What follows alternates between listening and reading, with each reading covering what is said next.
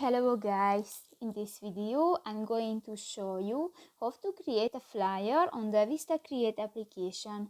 But first of all, I just want to mention, please don't forget to subscribe to our channel, because at 100,000 subscribers we are going to show you our YouTube revenue statistics and growth strategy, how to make money online. So let's jump into it.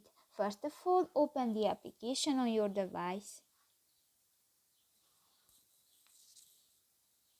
Tap to the plus icon at the bottom of the screen, and in the marketing materials section you can find the third option, the flyer. Just select a template and click to the use this template button. New, you can edit this template. If you want to add picture to your project, click to the photo section at the lower left corner of the screen, and here you can search picture or upload from your gallery.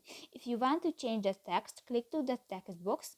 You can delete and change this text. In the font section you can select another font type, and in the style section, for example, you can adjust the size of your text. If you want to add the different objects to your project, click to the object section, and for example click to the ice cream, and you can move and you can edit the size of this object.